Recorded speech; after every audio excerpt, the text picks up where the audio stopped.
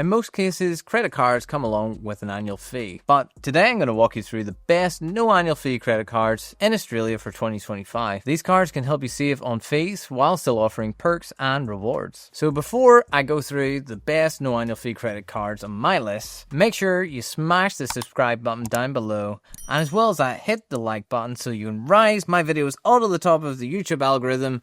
And as well, as you can notice, I didn't get fired the last time, so we're going to do the same thing again. Leave a comment down below, and I'm going to choose one guy, and it might be Hernan. He can choose one guy that's going to win the $500, and it can be in the form of a gift voucher, cash, whichever way. We'll figure it out. Without further ado, let's get straight into the video. The very first card on the list is the Bankwest Zero Platinum MasterCard. Bankwest Zero Platinum MasterCard is a simple, no-fee card, which is perfect for frequent flyers with the no foreign exchange transaction fee. Just don't be expecting to get any points or bonuses or any other sort of frills. You know, at the end of the day, it's a pretty basic card, but it has some really good pros to it. So the Bankwest Zero Platinum MasterCard's pros are as follows. A no annual fee forever and no overseas transaction fee. There's a big intro offer of 0% interest on new purchases and transfers for 6 months. There's a long interest-free period, generous 55 days to pay off purchases. So there's a high credit limit, so the Platinum card starts from $6,000 credit, good for bigger balances. So the cons of this card is there's no rewards, so you won't earn any points or cash back. So there's a high post-intro interest, so 18.99% on purchases, balance transfers, which is pretty high. And it's one of those cards that you're best to pay off each month in full, as interest can pile up if not. So number 2 on my list is the Amex Platinum Edge. The Amex Platinum Edge card markets itself on points and perks. The card fee is $0 for the first year, and then it's $195 thereafter. It's a good card if you want to earn membership rewards points, travel credits, and don't mind paying the fee in year 2, or you can cancel before then. So the pros on this card: we have high rewards on essentials, so 3 times points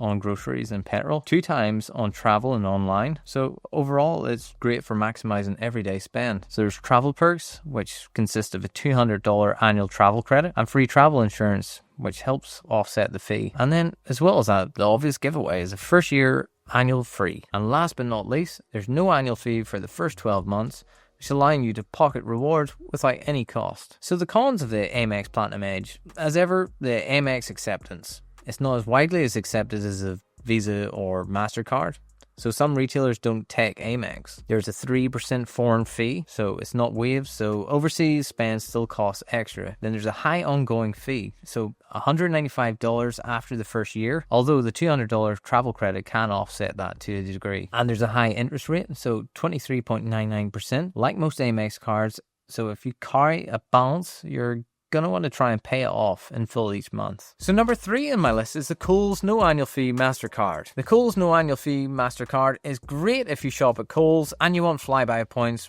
without any ongoing fee whatsoever. Just don't expect premium rewards or perks, anything beyond that. So the pros is absolutely no fee. So it's a simple $0 cost card. You can get flybys rewards, so earn points in everyday shopping if you're in the Flybuys program. There's a good bonus offer, and the sign-up bonus points can give a quick boost if you hit the spend. However, there are some cons to this card. The low earn rate of 0.5 points per dollar, which is pretty modest. Plenty of other high earning cards on the market. There's a points cap, so you can only earn on the first $5,000 per statement, then stops. And there's limited other benefits, so there's no travel insurance or any other extras. And as well as that, one of the other factors is the relatively high interest rate of 20.74%, and especially something you want to keep an eye on if you're going to carry a balance. So number 4 on our list is the Kogan Money Black Credit Card. So the Kogan Money Black Credit Card is a solid no-fee card. So if you're going to frequently shop on Kogan's site, or you simply just want to get the $300 bonus credit, it's really down to yourself. Down to the pros of this card: there's no annual fee at all. There's a welcome bonus, so $300 at Kogan.com,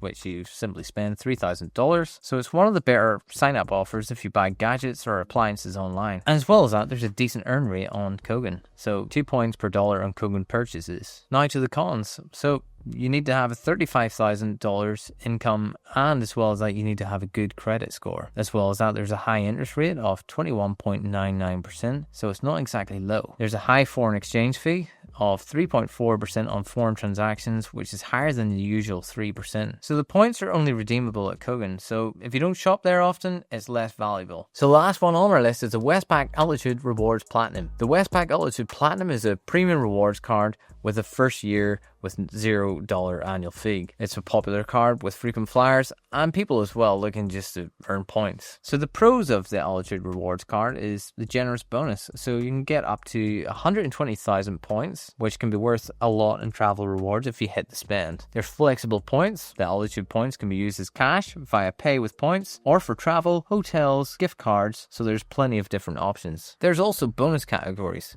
It's 3 times points on Australian flights and 2 times on Uber, Spotify and overseas. There's also comprehensive insurance, so travel and purchase insurances are included. However, the cons of this card, there's a high ongoing fee of $175 after the first year, so make sure to cancel or earn it back if needed. There's also a lower earn on normal spend, so only 1 point per dollar on most purchases. There's also a 3% foreign fee, good for international travel. You still pay fees in foreign transactions, and as well as that, it's eligible only to good credit or people with higher income. So there you have it. That's my best no annual fee credit cards on the market in Australia for 2025. So remember, pick the card that's going to suit your own personal financial circumstances and your own spending habits. So you can compare all these cards and many other different no annual fee credit cards on creditcardcompare.com.au side by side, and as well as that, you can apply for them via our site. So head over to creditcardcompare.com.au and you can get your next no annual fee credit card today. Thanks again for watching along. Make sure you subscribe, hit the like button, and as well as that, leave a comment down below of your most favorite no annual fee credit card, and someone out there is going to get $500 from me personally just for leaving a comment. Hernan in the studio, somewhere over here somewhere, will choose one of you guys, and we'll see you next time. Right, see you. Let's go, Hernan. Let's get out of here.